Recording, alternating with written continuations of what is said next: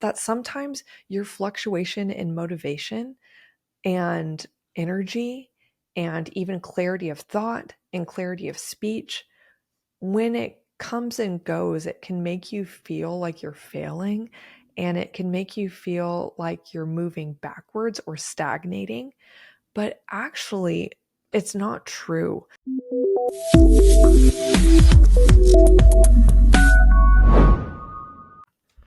Welcome back to the Answer the Call podcast, where we help Christians discern their calling and practically land a job that's aligned with it. Today, we are talking directly to the ladies as well as men who want to better understand their women and their sisters in Christ. I was resistant and didn't really ever imagine bringing this up as a podcast topic on a career help podcast. But after a while, Audrey, I feel like you and I have really noticed so many, particularly our female clients, coming to calls, particularly our prayer calls, and which we do twice a week all together as a community, just like 15 minutes over lunch. And a lot of them will say, like, please pray. I'm just like really beating myself up for like a lack of productivity. And sometimes that is great and fine and like has very normal, it's something that they need to push through. But other times they'll say, I'm just not feeling a fiber of motivation in my body.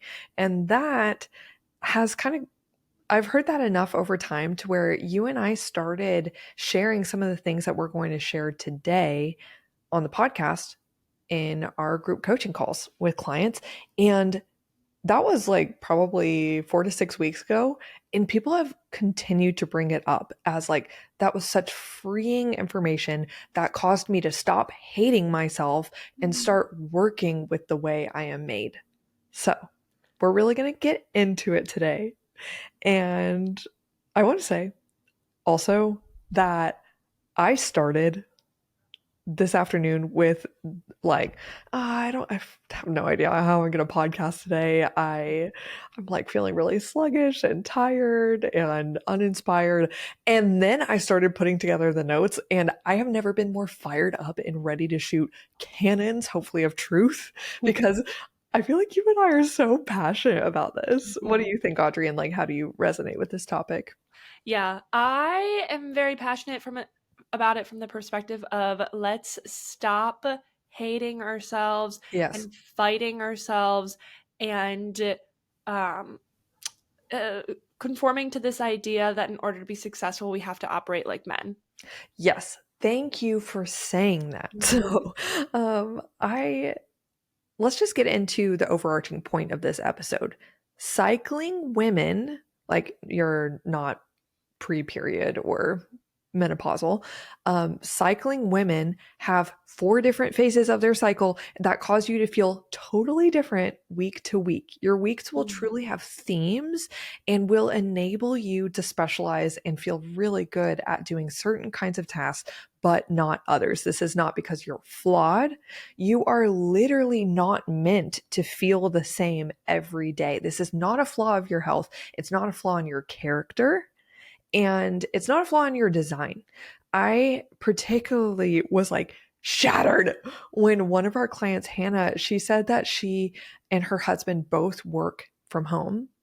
And she said, I'm having a really hard time judging myself because my husband wakes up every day with consistency and ready to work. And I only feel that sometimes. And I'm just really having a hard time judging myself as like we're both business owners and whatnot. And women, if you take nothing else from this episode, please stop judging yourself against men. Stop trying to compete with men, because your strengths are totally equivalent but different, or like equal in importance but completely different in specialty. So men are more like the sun, like in terms of their hormone profile. Genuinely, their testosterone cycle and all the hormones that they experience, it renews on a 24-hour cycle. It repeats every single day in the same pattern. Women, you are the moon. You are on a lunar cycle. And the things that the sun influences in the earth, like just observing this in nature has like really inspired me and made me so obsessed with like, I love men and I love women, like in totally different ways and for totally different reasons. I love God's design. But in work, I feel like first off, work takes all different sorts of forms. You, I'm not just talking about the things that you do on the clock at work. Like women, you are not bad at the work you get paid for or the work that you're doing off the clock because of your fluctuating motivation. And I'll get into that. But I want to go back to the sun versus the moon. So the sun influences things in a very obvious and consistent, impactful way. It brings so much life to the earth. And again, the impact it makes is obvious and quick because it's on a 24-hour cycle. It is the Earth's primary energy source, but the moon impacts things in a slower, but like pretty flipping magnificent and awe inspiring and sometimes mysterious way. Some of the mysterious but vital things that that the moon is responsible for on Earth is impacting our tides all around the world. Like I think there's what is it called? It's not aurora borealis. Wait, is it? Those are the Uh, northern lights.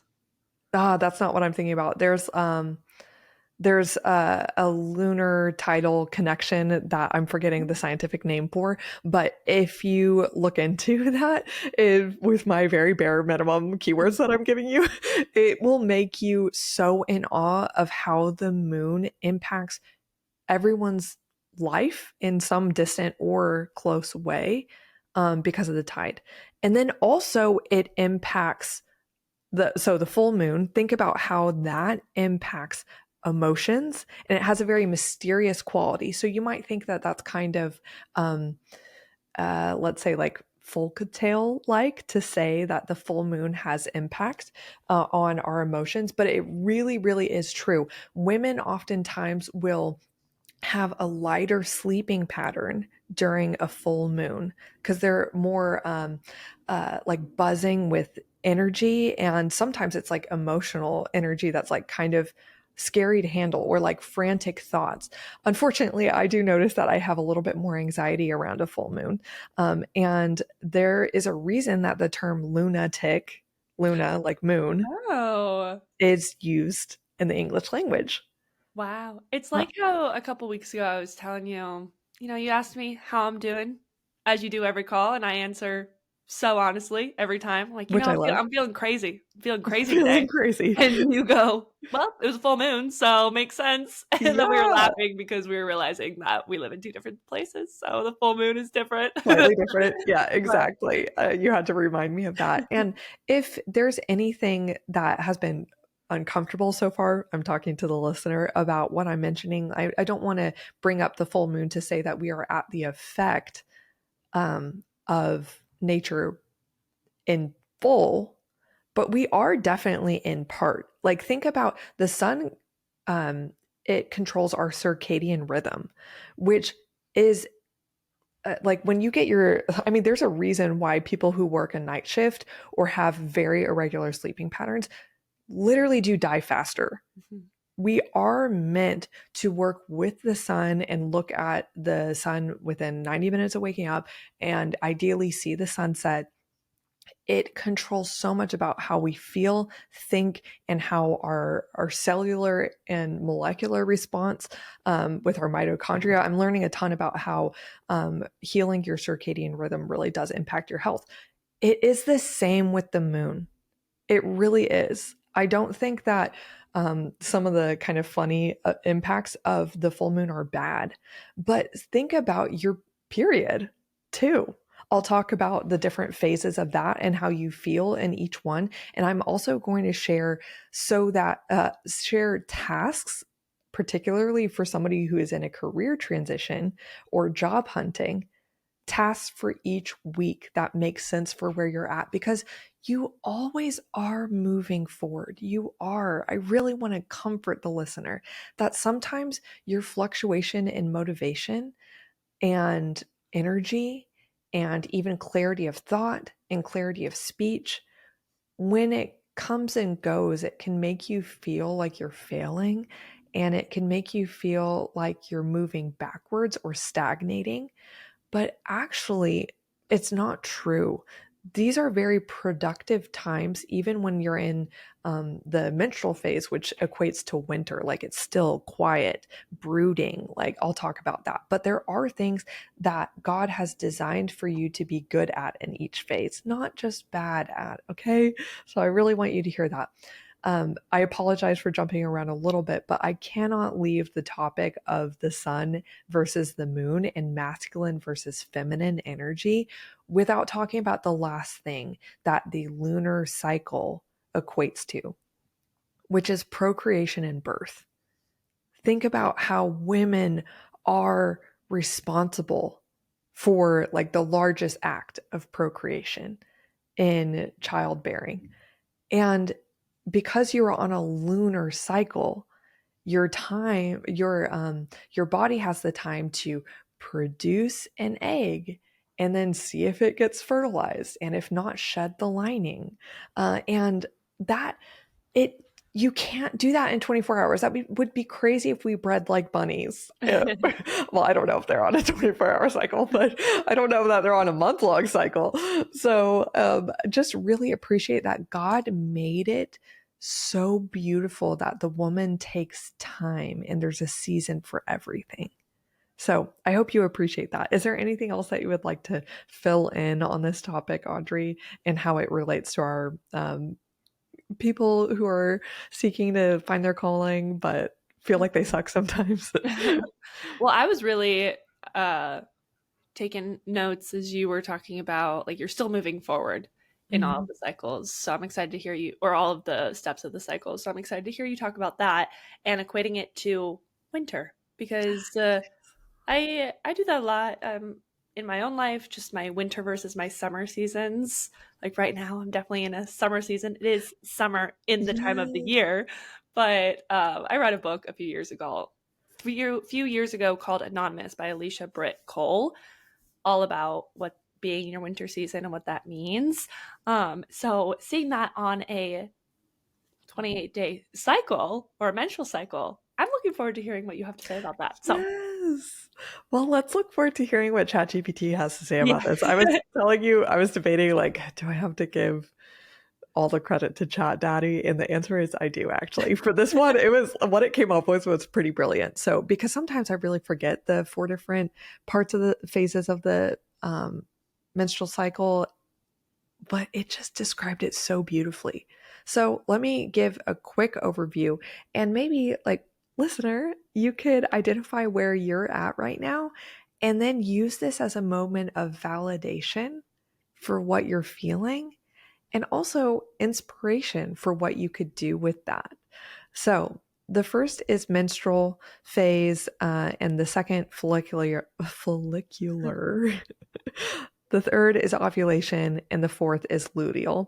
And I love that this is becoming more common language. I think about when I became a woman. This was really, I only knew probably until the last 3 or 4 years that your period isn't the main event of the month, of like the time that you have to worry about being a woman, or like the be cautious of its impacts. Like menstruation is one thing. I didn't even know what ovulation was. How crazy is that? I know. I actually was thinking about that as you were getting into the 4 stages, that I really want to be with the listener. And like, if you don't know these things, I'm, like you said, I'm constantly having to remind myself what these phases are and what they do. It takes a lot. I think it takes a lifetime to learn it over and over and over again, because it Mhm. impacts you differently in your different phases of life as Yeah. well. So release any shame. Like, how do I not know this? Why was I never taught this? I mean, we could go on Yeah. and on about that, but just be nice to yourself. It's okay Just to be learn it nice. again. It is totally okay. And furthermore, you don't even really need to learn this. Mm, Isn't that crazy? yeah, it's We just are just inviting you intuitive. to be intuitive and to ask God and yourself, what is for today, God? What Mm-hmm. is for today? And what if your thoughts and emotions were graciously received and wisely combed through of what, especially in step with the spirit and prayer of what should I do with this? Then like you don't really need to keep track of much, at least for career purposes. There can be and some helpful benefits to keeping track of knowing when, let's say, for instance, your um, ovulation phase is coming. Obviously, it helps know that if you're trying to conceive, but also in terms of work, this is when you'll be best at communicating and pitching yourself and having that forward energy and putting yourself out there. You'll literally, this is when you are most beautiful and well spoken. It's really crazy. Like your looks kind of become more vibrant. It's like summertime.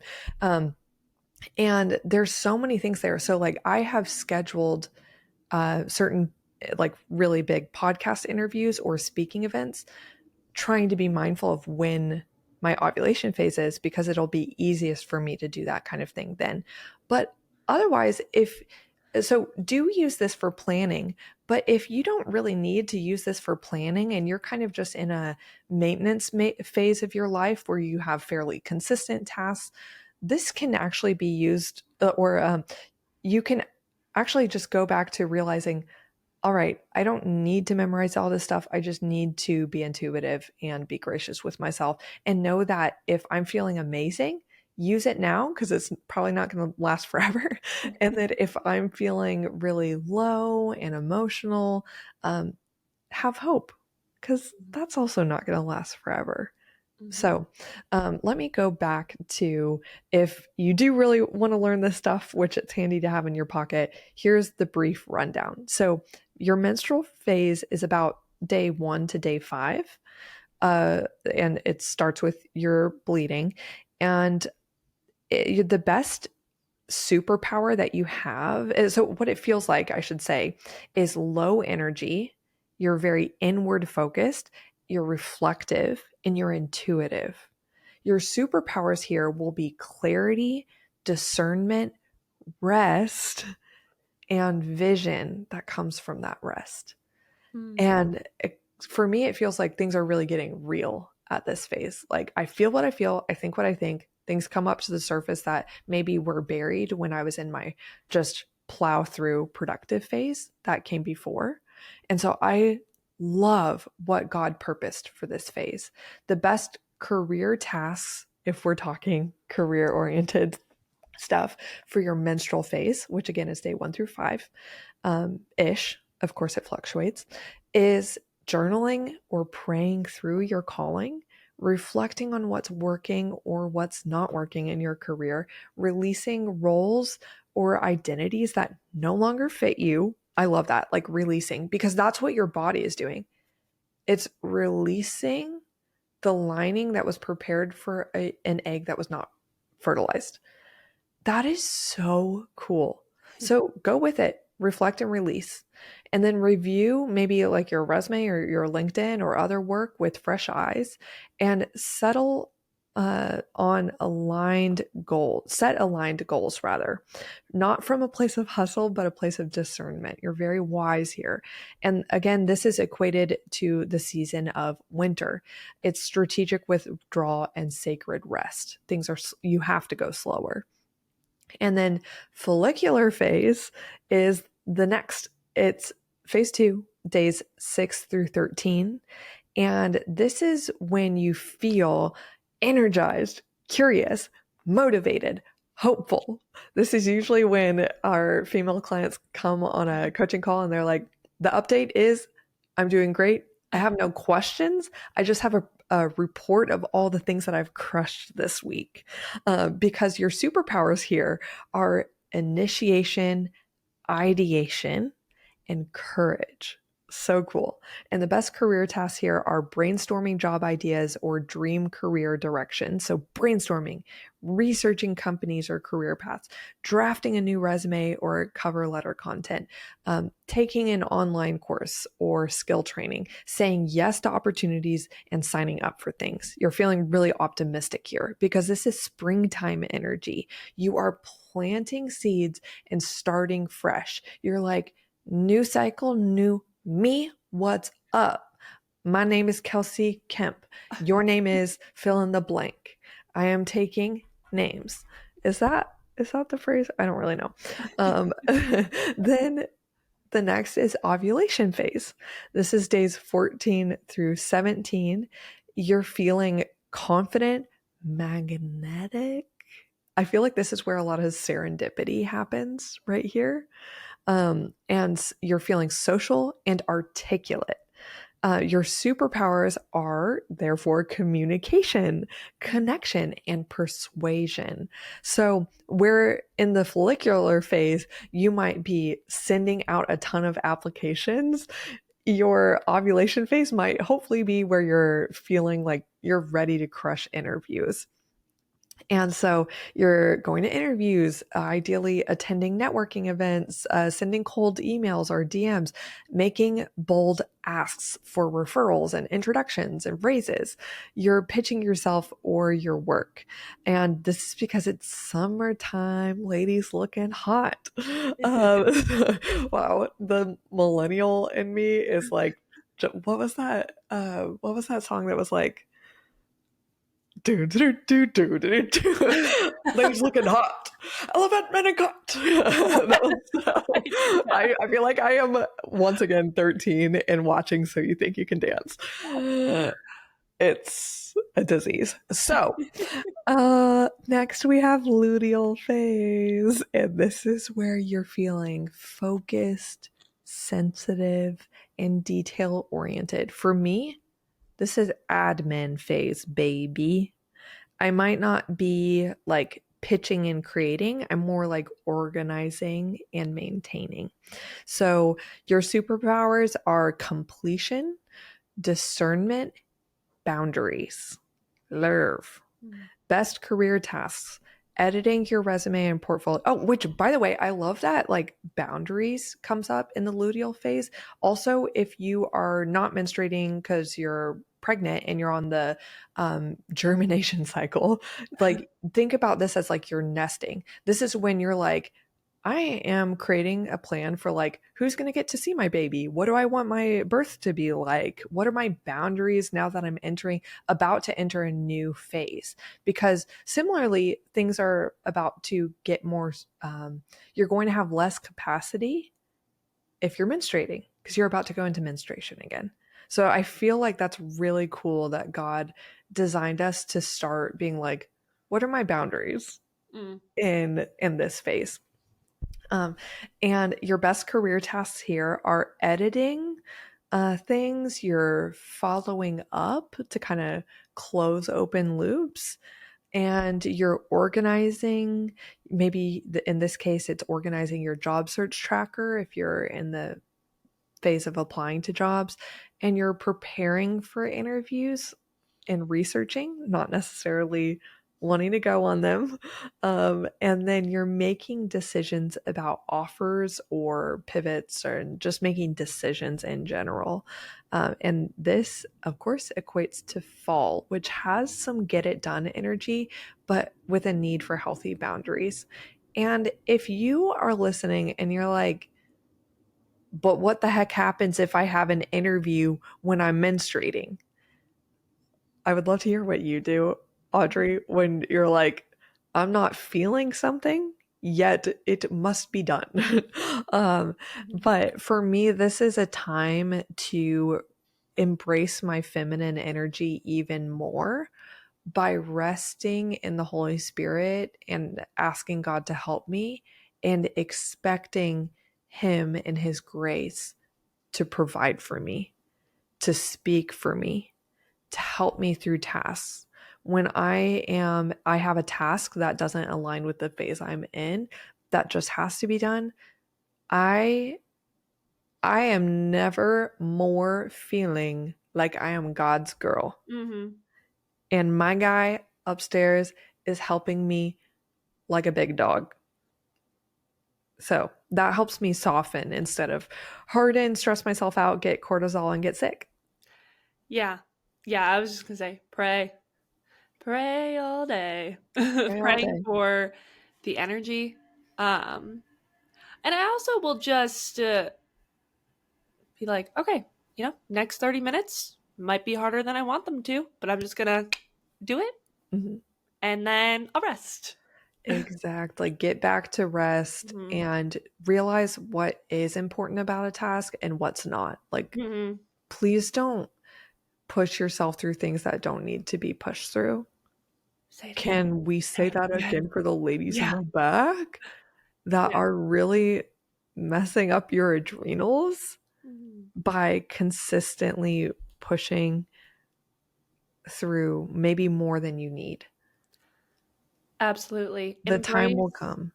Embrace the rest that you do have. That's been a lesson. I talked about this on our episode from a couple weeks ago that I learned where I had a lot of more open time than usual, and I was choosing to be busy rather than just embracing the rest. Mhm.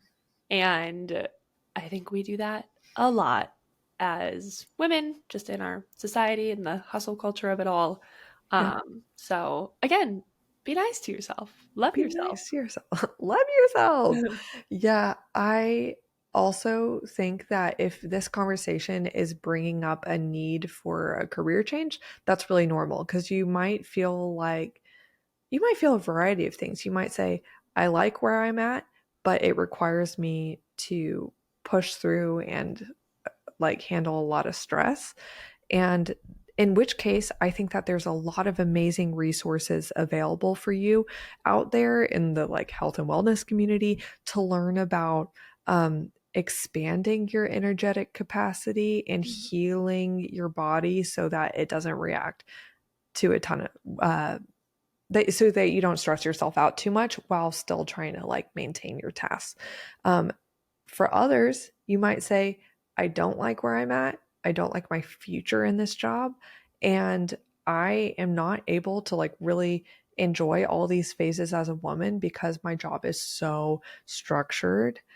And um, in which case, like, I honestly think that women self employment is so good for women. Let me Mhm. just say, I really think it is. It is for me. I genuinely was sick and dying in a high stress, long hours corporate job. That was so bad for my health. I think I potentially, it potentially still impacts me to this day.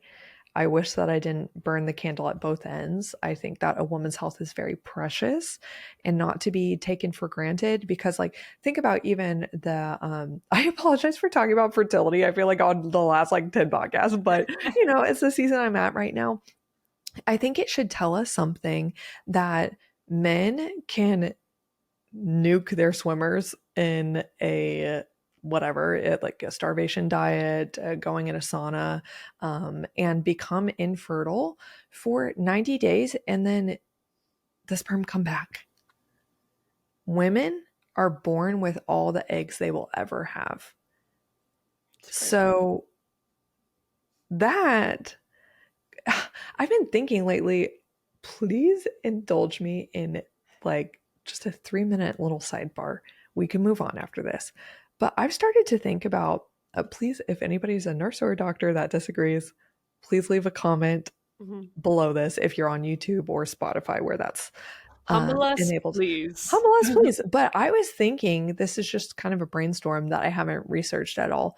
Why, like, prenatal vitamins are kind of just like a feminine souped up multivitamin that helps prepare your body to be able to carry a child, which ideally your body would always be able to carry a child healthily for both you and them.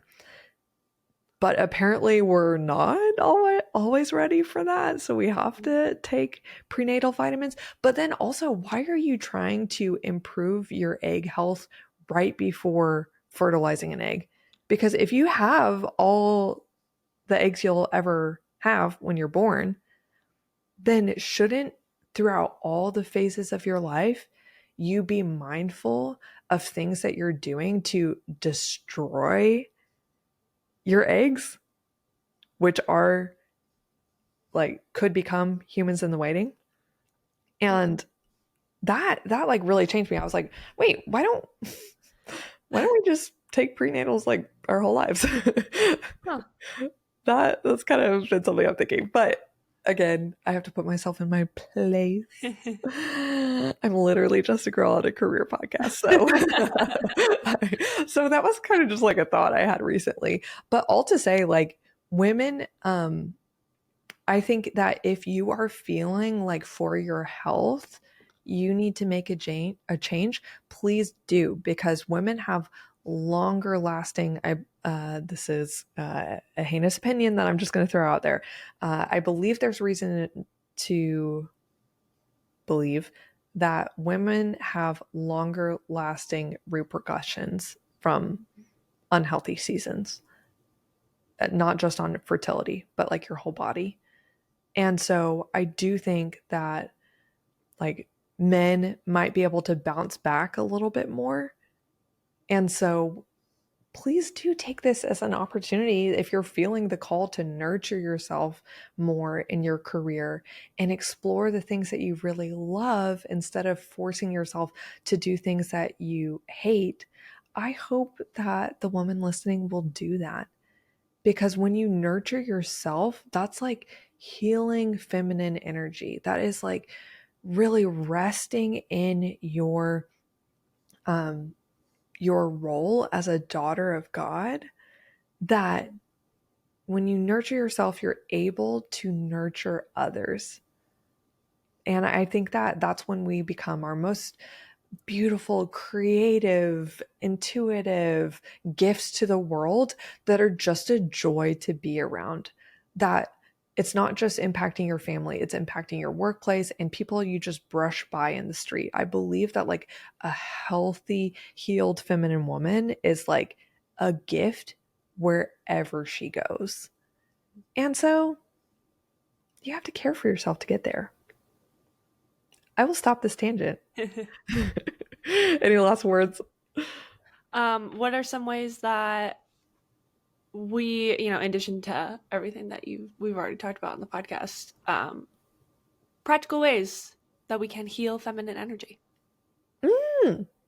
Oh my goodness. Okay, well, First, maybe knowing what it is, knowing first what. knowing, okay, I've kind of been avoiding this, but I do think that I should, as you're inviting me to do, explain the difference between masculine versus feminine energy. One reason that I get a little scared to share this um, is that when I have talked about this with certain people in my life, if it's like with let's say like a small group or something, there will be like one woman that's like, wow, yeah, dang, so true.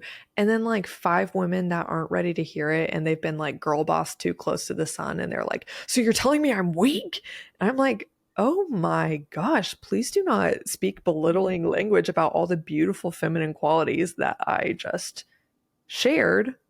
Yeah. That's sad. You were taught to think that's weak. You were taught to think that's disposable and lame and needs to be cleaned up and erased. That's so sad. But like I know that you shared one time that you shared masculine versus the difference between masculine and feminine energy with a friend, and you said that the girl was like, "Wait, why is the feminine all the bad qualities?" And we Uh-huh. were both like freaking shattered by that. I think about it all the time.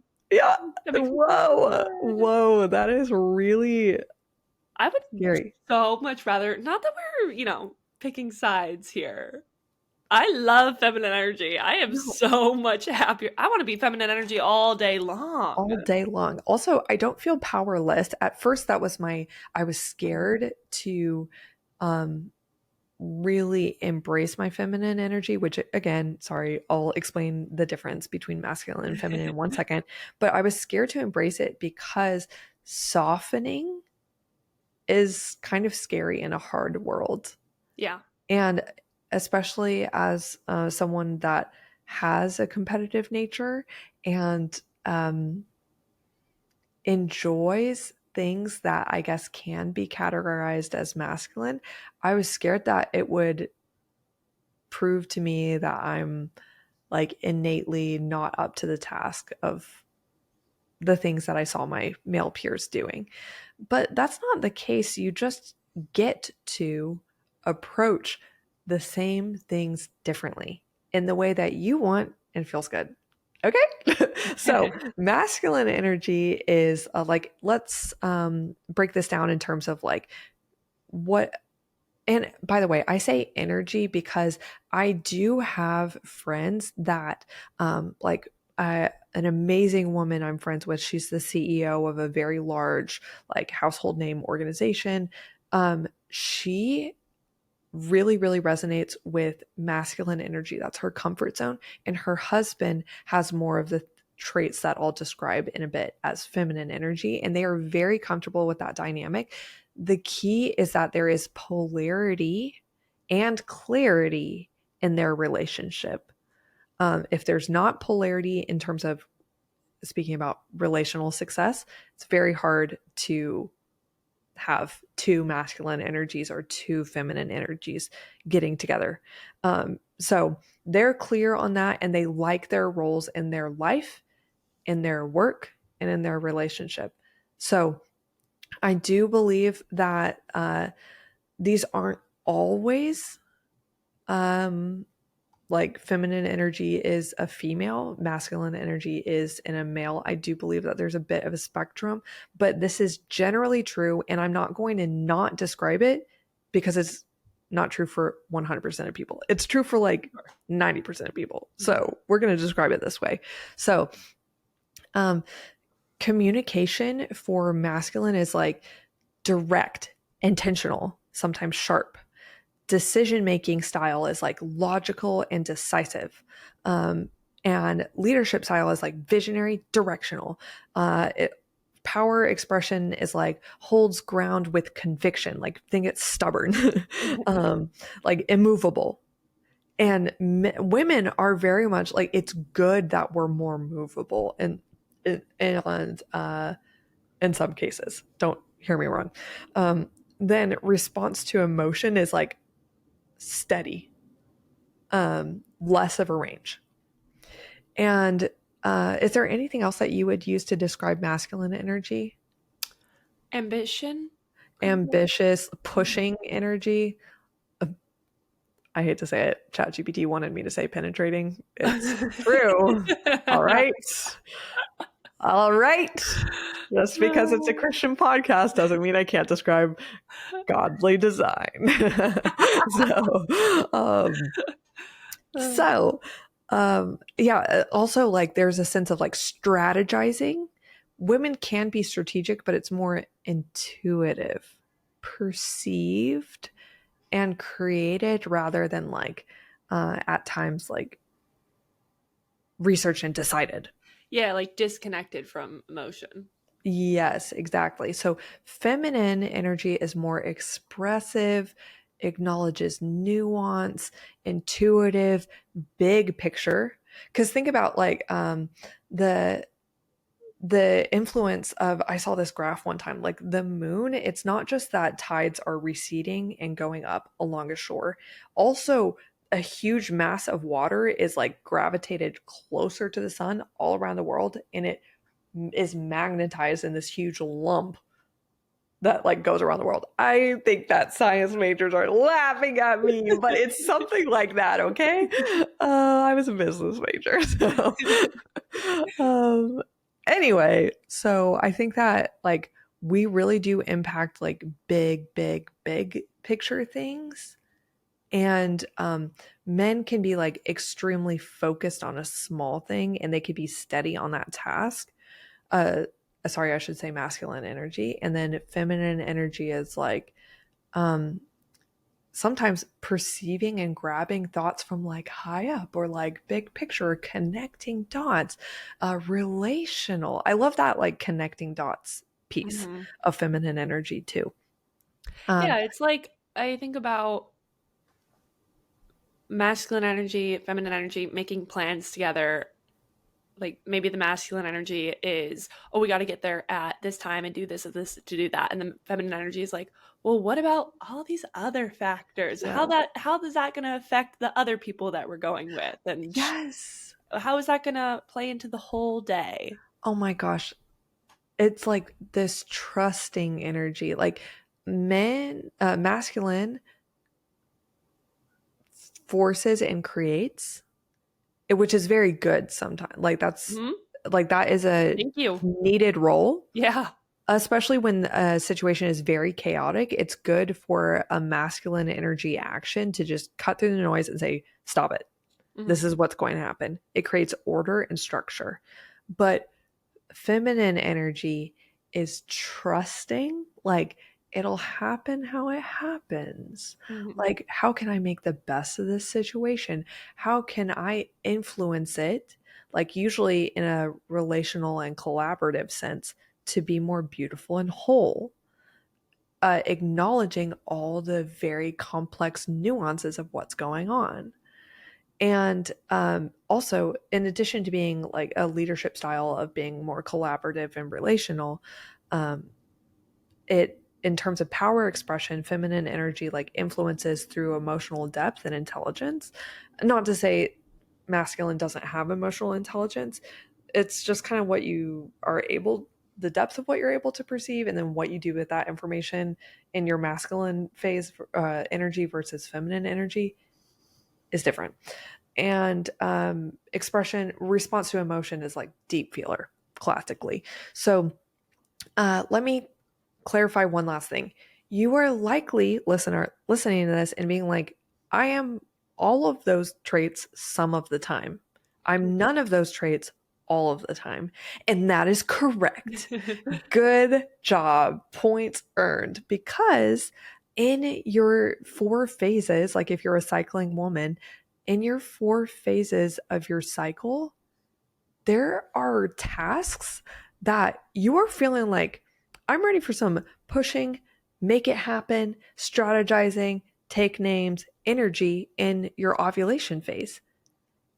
You are more able to express the parts of masculine energy that are within you in that time. But when you are in your like menstruation phase, that is the time to really lean on your feminine energy and nurture, be quiet, be intuitive, look within. And that's good. You will fluctuate. Just I bring all this to mind to say be mindful and also prayerful about which energy you're embodying when. Because if we just allow ourselves to be taught by the world and taught by an industrialized, corporatized society, you will think that you need to be masculine from the time you get to work to the time you leave. And even when you get home, like maybe you're caring for kids and you're like, there I think it's a lot to be said that I look forward to experiencing one day about mothering from a masculine way versus a feminine way. But the world will tell you you need to like be masculine all the time, basically. And that will kill you. So sometimes, not all the time, is the answer. And you Hmm. have both, but you're dominant in one. And I would say women would be probably well served to really explore and learn how to embody a healthy feminine energy. And then also learn how to nurture and bring out and then put back masculine energy when you need it, Hmm. but not overuse it. What would you say? Yes. I would say one of the most practical things that I have done to help heal my feminine energy and get more in tune with it is having I call it my trigger after Oh my work. gosh, I love this. Yeah. My something, because that just with work in general, a lot of times you gotta like bring Be out in your the masculine. masculine. Yeah. Yes. I'm learning, you and I are learning together more and more about what it looks like to bring feminine into work more. Mhm. Um, it looks like relying on God more. Yes.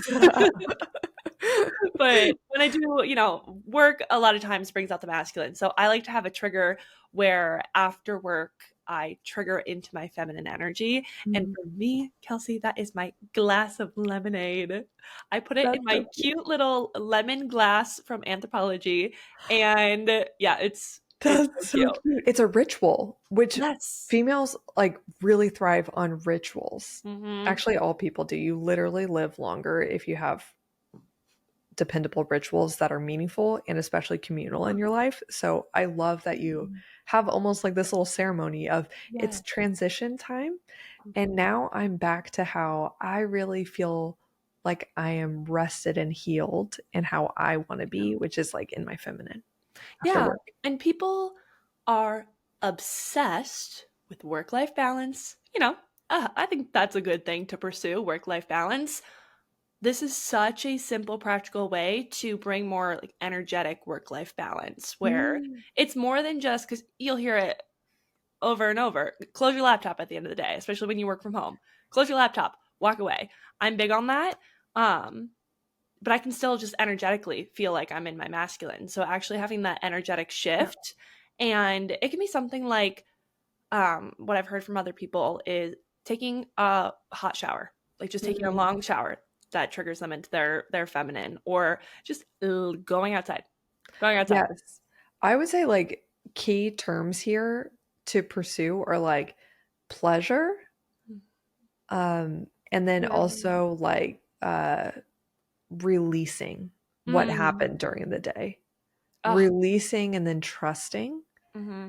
And then like in the morning to ease into work, like I feel like Bible reading and prayer time is really helpful because I'm not only like projecting trust over my day, but I'm asking for what I need from God to help Mm. me through it. So that still allows me to be in a little bit more of a healthy feminine state rather than just like 1000% I'm doing what I want to do, like masculine. And then also Kelsey, it, I have um, it all. I forgot. oh my Right Lord, now.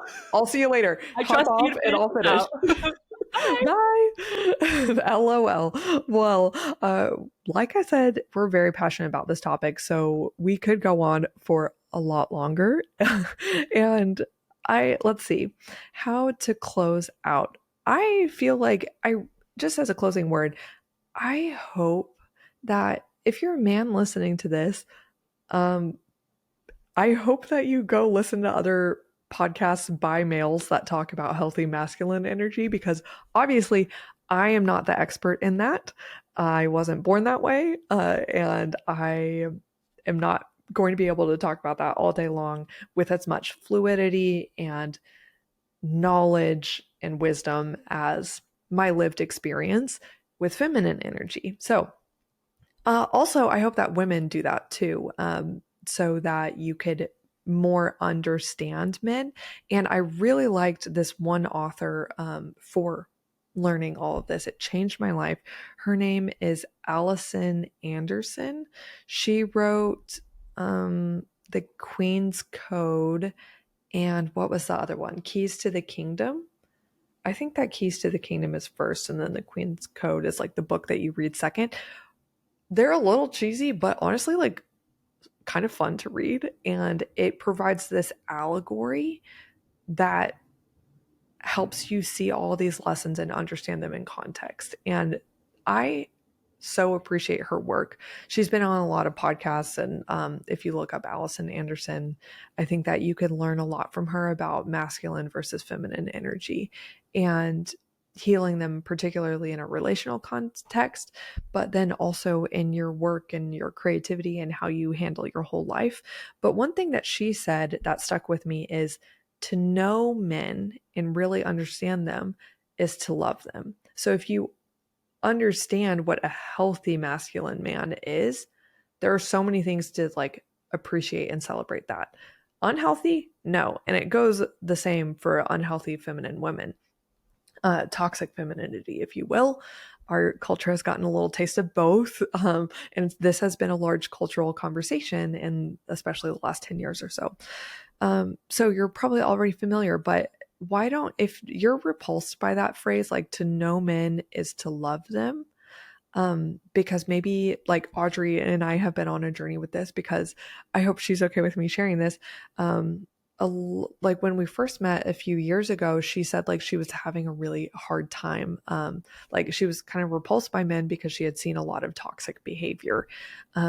But she's in her like blissful phase season, because that has been healed. And like not only has she enjoyed men in all contexts, friends, clients, like been able to see the best in them. But then also her relationship now. But anyway, so that's a note about where to go and what to where to learn more about masculine versus feminine energy. Allison Anderson's books and podcasts. I will say a lot of the stuff that she says like might not resonate. Like some of the things that she says about men, I'm like, not true for every guy. Because I observe, I'll like ask my husband, what do you think about this? And the fundamental points that she makes are like an absolute yes, like, wow, I feel really understood. And then she'll like extrapolate a little too far, as I'm sure I've done in this podcast, which I hope you'll forgive me for. But um, anyway, most of what she says is really helpful. Then for women, I hope that you will have taken this conversation as one huge validating celebration of how you were made and the fact that it's your birthright as a woman to really sink into your feminine energy, enjoy life, even when it's hard. I think that there's something about being a woman that invites you to soften instead of being embittered when life gets hard, to shift and change, to adapt with life, to make the most of it instead of being rigid and pushing through. And I also think that there's just something with God and the way that men might relate to God versus women is like, I think about Tamar and Mary and so many others. I think about Hannah and the story of her infertility and just how God sees us. We don't have to, like, men in the Bible often have to go up to a mountaintop to experience God. They have to trek, they have to work. Women are met where they are at in their daily tasks, like the woman at the well. And God knows it's because we have a lot, we have such worlds of capacity to think and to feel, and such a diverse set of responsibilities in life as people who work in the marketplace, who are mothers, who are um, friends, and more relational, generally speaking, that we have to handle so much that to do that with grace, God meets us in the little moments rather than requiring such grand other outside of daily life feats. And I think that that's like really, really beautiful to remember that God is Emmanuel. He is the God who is with us. He created us. He loves the way that in your menstrual phase, it's time to lay down and be quiet and not beat yourself up or glaze over it. And in your ovulation phase, it's time to make life out of the things that you're thinking, the ideas that you have, as well as potentially bearing a child. And also, the very, very last thing I'll say is if this is going to be interesting to say out loud. And it might not be, I don't know where you're at, if you're a woman listening and what you're up to in life or what you believe about this, but if you are taking hormonal birth control, this will dim and take away the seasonal effects of those 4 phases that I talked about. So you really won't resonate with a lot of what I said. If you want to learn more about that, I recommend that you read the book, This Is Your Brain on Birth Control, because I should have said this closer to the beginning.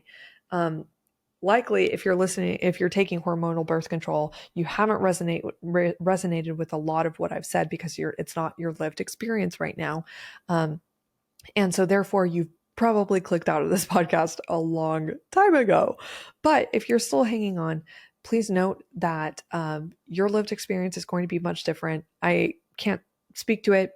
Not all of what I said applied, but I do genuinely hope that you will be open to going back to experiencing each of these 4 phases and enjoying their purpose in each phase, and like really just exploring, enjoying the way that you were made. So anyway, that's a disclaimer at the end. Taking birth control comes at a cost. So now that I've gotten canceled, I'm sure I'll see you later.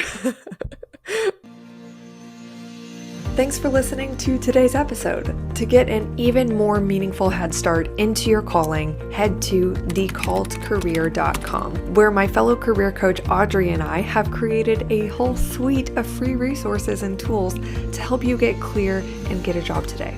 For those who are definitely ready to land a job or start a business in the next 6 to 12 months, we're here to help you biblically and practically discern your calling through coaching, reflection, and deep market research. Identify the job that's aligned with it, even if you currently have no idea what you want.